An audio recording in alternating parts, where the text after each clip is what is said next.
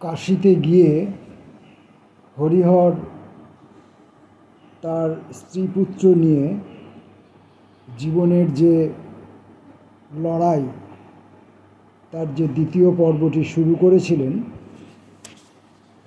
সেটি বেশি দূর পর্যন্ত অগ্রসর হলো না। অল্প কিছু লড়াইয়ের পরেই কাশীর সেই ভাড়া করা ঘরটিতে অভাবে, অপুষ্টিতে এবং অস্বাস্থ্যকর পরিবেশের মধ্যে দিয়ে তিনি অসুস্থ হয়ে পড়েন এবং হরিহরের চিরবিদায় হয়। সেখানে সেই কাশীতে পড়ে রইল হরিহরের শিশুপুত্র অপু এবং তার স্ত্রী সর্বজয়া। এখন থেকে এদের দুজনের জীবন সংগ্রাম নতুন করে শুরু হলো, আরও বেশি অসহায়ভাবে, আরও বেশি সর্বহারা হয়ে, আরও বেশি বিপন্নতার ভেতর দিয়ে। দেখা যাক সর্বজয়ার এই নতুন লড়াই এবং শিশু অপূর্বের তথা অপুর জীবনে নতুন করে কি কি অভিজ্ঞতা সঞ্চয়ের সুযোগ আসে। আজকে আমরা পথের পাঁচালীর ৫বিংশ পরিচ্ছেদ পড়ব।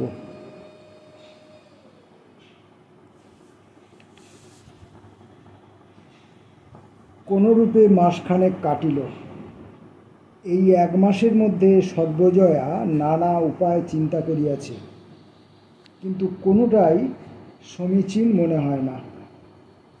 দু একবার দেশে ফিরিবার কথাও যে তাহার মনে না হইয়াছে এমন নয়, কিন্তু যখনই সে কথা মনে ওঠে তখনই সে তাহা চাপিয়া যায়।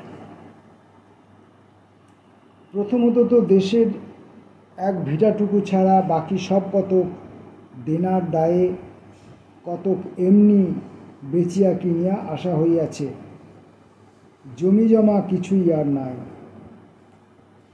দ্বিতীয়ত সেখান হইতে বিদায় লইবার পূর্বে সে পথে ঘাটে বৌঝিদের সম্মুখে নিজেদের ভবিষ্যতের সুখের ছবি কতভাবে আঁকিয়া দেখাইয়াছে। এই তো চৈত্র মাস, ১ বৎসর এখনো পূর্ণ হয় নাই।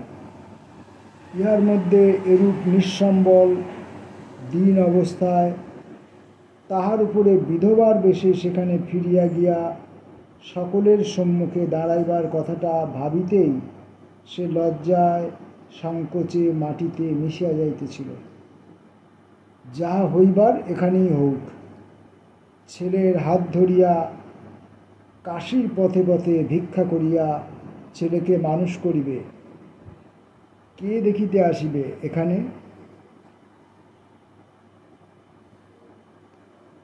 মাসখানেক পরে একটা সুবিধা হইল। কেদারঘাটের এক ভদ্রলোক মিশনের অফিসে জানাইলেন যে তাহার পরিচিত এক ধনী পরিবারের জন্য একটি ব্রাহ্মণের মেয়ে আবশ্যক। জাতের মেয়ে, ঘরে আসিবেন, কাজকর্মে সাহায্য করিবেন।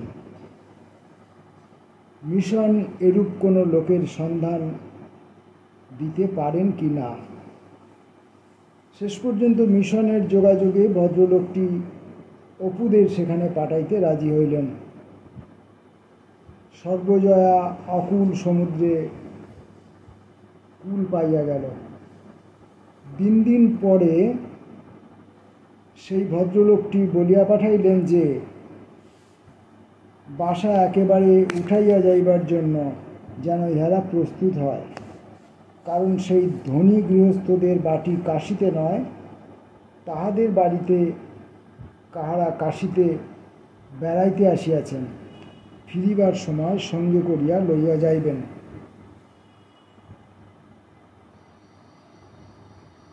প্রকাণ্ড বড় হলদে রঙের বাড়িটা, কাশিতে যেরকম বড় বড় বাড়ি আছে সেই ধরনের খুব বড় বাড়ি।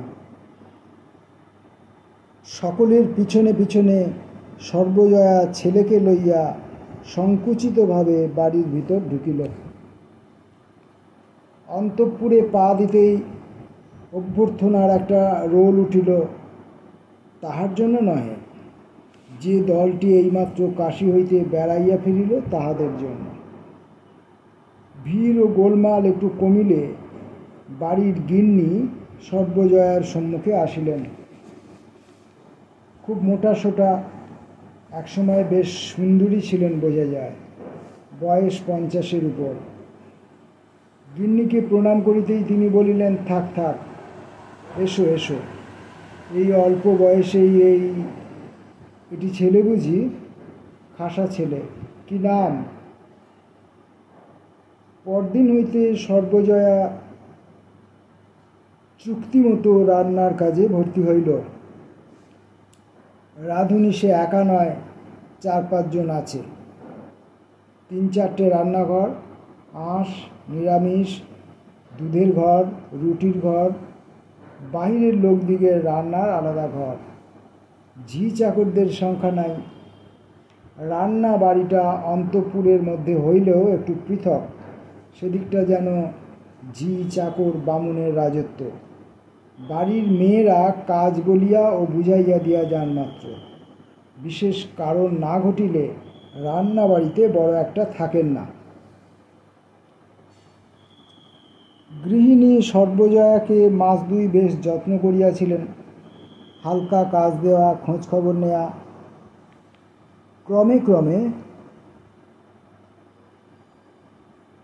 অন্য 5 জনের সমান হইয়া দাঁড়াইতে হইল।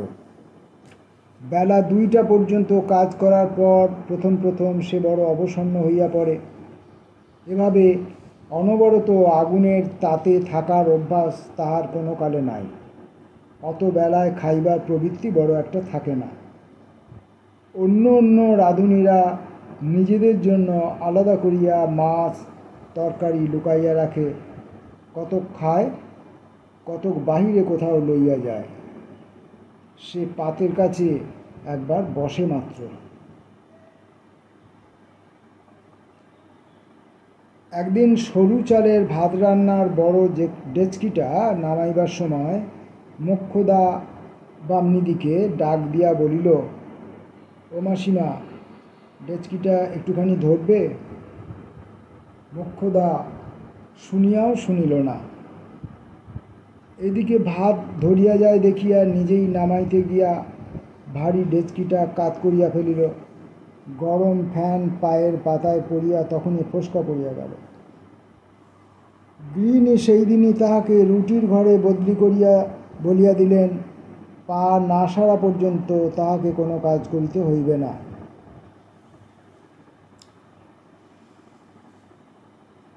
সর্বজয়া ছেলেকে লইয়া নিচের একটা ঘরে থাকে।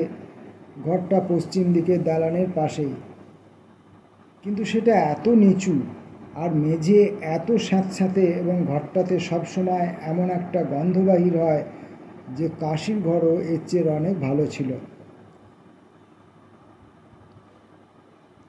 দেয়ালের নিচের দিকটা নোনা ধরা, রাঙা রাঙা বড় বড় ছোপ। প্রতিবার বাহির হইতে ঢুকিয়াই অপু বলে, উহ, কিসের গন্ধ দেখেছ মা? ঠিক যেন পুরনো চালের কিসের গন্ধ বলো দেখি। সকলের খাওয়া দাওয়া সারা হইলে সর্বজয়া বেলা 2:30-টের সময় নিজের ঘরটিতে আসিয়া খানিকটা শোয়। সারাদিনের মধ্যে এই সময়ের মধ্যে কেবল মায়ের সঙ্গে মন খুলিয়া কথা হয় বলিয়া মাঝে মাঝে অপু এ সময় ঘরে আসে। তাহার মা তাহাকে একবার করিয়া দিনের মধ্যে চায়। এ বাড়িতে আসা পর্যন্ত অপু যেন দূরে চলিয়া গিয়াছে। সারাদিন খাটুনি আর খাটুনি, ছেলের সঙ্গ হইতে দূরে থাকিতে হয়। বহু রাত্রে কাজ ছাড়িয়া আসিতে অপু ঘুমাইয়া পড়ে, কথা হয় না। এই দুপুরটার জন্য তার মন তৃষিত হইয়া থাকে। অপু মায়ের কাছে ঘেঁষিয়া বসিল।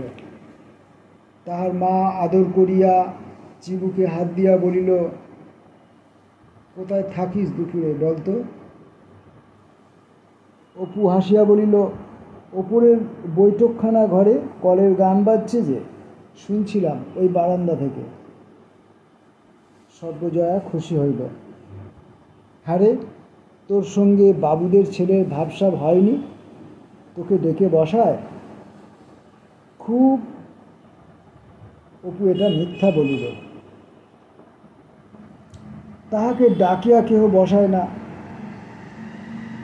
ওপরের বৈঠকখানাতে গ্রামাফোন বাজানোর শব্দ পাইলেই খানিকটা ইতস্তত করিয়া পরে ভয়ে ভয়ে উপরে উঠিয়া যায় ও বৈঠকখানার দোরের পাশে চুপ করিয়া দাঁড়াইয়া গান শোনে।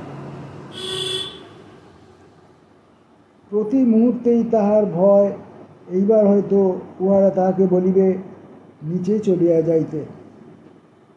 গান শেষ হইলে নিচে নামিবার সময় ভাবে, কেউ তো কিছু বকলে না, কেন বকবে? দাঁড়িয়ে দাঁড়িয়ে গান শুনি বাইরে, আমি তো বাবুদের ঘরের মধ্যে যাচ্ছি নে।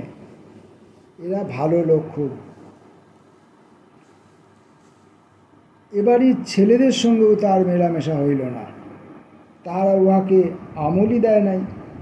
সেদিন রমেন, টেবু, সমীর, সন্তু ইহারা একটা চৌকা পিঁড়ির মতো তক্তা সামনে পাতিয়া কাঠের কালো কালো গুটি চালিয়া একরকম খেলা খেলিতেছে। নাম নাকি ক্যারাম খেলা। সে খানিকটা দূরে দাঁড়াইয়া দাঁড়াইয়া খেলাটা দেখিতেছিল।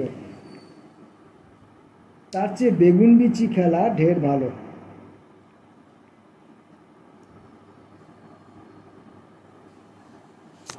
বৈশাখের প্রথমে বড়বাবুর মেয়ের বিবাহ উপলক্ষে বাড়ি সরগম হইয়া উঠিল। গয়া, মুঙ্গের, এলাহাবাদ, কলিকাতা, কাশী নানা স্থান হইতে কুটুম্বিনীদের আগমন শুরু হইল। সকলেই বড় লোকের ঘরের মেয়ে ও বড় ঘরের বধূ প্রত্যেকের সঙ্গে নিজেদের ঝি চাকর আসিয়াছে। নিচের তলার দালান বারান্দা রাত্রে তাহারাই দখল করে। সারা রাত্রি হইচই। সকালে সর্বজয়াকে ডাকিয়া গিন্নি বলিলেন, ও অপূর্বর মা, তুমি এক কাজ করো, এখন দিন দুই তুমি রান্নাঘরের কাজ বন্ধ রাখো। নানান জায়গা থেকে তত্ত্ব আসছে, তুমি আর ছোট মোক্ষদা সবগুলো গুছিয়ে তোমাদের রুটির ঘরের ভাড়ারে তোর করো। মিষ্টি খাবার ওখানেই রেখো। ফল ফুলুরি যা দেখবে পচবার মতো সদুজির হাতে পাঠিয়ে দেবে, নয়তো রেখে দিও। জল খাবারের সময় নিয়ে আসবে বামনি মাসি। সকাল হইতে সন্ধ্যা পর্যন্ত ঝি বিয়ারাদের মাথায় কত জায়গা হইতে যে কত তত্ত্ব আসিতে লাগিল, সর্বজয়া শুনিয়া গুনিয়া সংখ্যা করিতে পারে না। মিষ্টান্নের জায়গা দিতে পারা যায় না। ছোট ছোট রূপার চন্দনের বাটি জমিয়া গেল 15-16টা। আম এখনো উঠে নাই, তবু একটা বড় ধামা আমে বোঝাই হইয়া গেল। সর্বজয়া বামনি মাসির হাতে খাবার তুলিয়া দিতে দিতে ভাবে, এই এত ভালো মন্দ, এত কাণ্ড, তাই কি ছেলেটার জন্য কিছু? আহা, বাছা আমার। সরকারদের খাবার ঘরের কোনটায় কাচুমাচু হয়ে বসে দুটো ভাত খায়, না দিতে পারি পাতে দুখানা ভালো দেখে মাছ, না একটু ভালো তরকারি, না 1 হাতা দুধ। বিবাহের দিন খুব ভিড়। বরপক্ষ সকালের গাড়িতে আসিয়া পৌঁছিয়া শহরের অন্য এক বাড়িতে ছিল। সন্ধ্যার কিছু পূর্বে প্রকাণ্ড শোভাযাত্রা করিয়া বর আসিল। বাইরের উঠান নিমন্ত্রিতদের দলে ভরিয়া গিয়াছে। অপু এ সমস্ত বিশেষ কিছু দেখে নাই, সে ঘুমিয়া পড়িয়াছিল। একবার মাত্র সে বাড়ির মধ্যে গিয়াছিল, তখন স্ত্রী আচার হইতেছে, রাত্রি অনেক। মাকে কোথাও খুঁজিয়া পাইল না। উৎসবের ভিড়ে কে জানে কোথায় কী কাজে ব্যস্ত আছে। দামি বেনারসি শাড়ি পরা মেয়েদের ভিড়ে উঠানের কোথাও এতটুকু স্থান ফাঁকা নাই।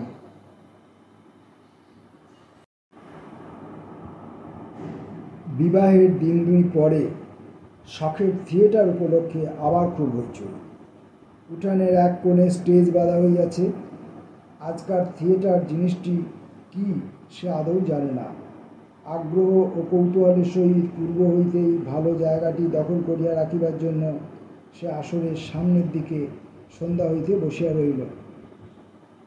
ক্রমে ক্রমে একে একে নিমন্ত্রিত ভদ্রলোকরা আসিতে লাগিলেন। চারিদিকে আলো জ্বলিয়া উঠিল। বাড়ির দারোয়ানেরা জরির উর্দি পরিয়া আসরের বাহিরে ও দরজার কাছে দাঁড়াইল। সরকার ইতস্তত ছুটাছুটি করিয়া কাজ দেখাইতে লাগিল। কনসার্ট আরম্ভ হইল। যখন ড্রপ সিন উঠিবার আর বেশি দেরি নাই, বাড়ির গোমস্তা গিরিশ সরকার তাহার কাছে আসিয়া নিচু হইয়া চাহিয়া দেখিয়া বলিল, কে? অপু মুখ উঁচু করিয়া চাহিয়া দেখিল, কিন্তু মুখ চোরা বলিয়া খানিকক্ষণ কথা কহিতে পারিল না। তাহাকে জবাব দিবার অবকাশ না দিয়াই গিরিশ সরকার বলিল, ওঠো ওঠো, এখানে বাবুরা বসবেন, ওঠো। গিরিশ সরকার আন্দাজে তাহাকে চিনিতে পারিয়াছিল। অপু পিছনে চাহিয়া বিপন্ন মুখে নামতা পড়া সুরে বলিল, আমি সন্ধ্যে থেকে এইখানটায় বসে আছি। পেছনে যেসব ভর্তি, কোথায় যাব?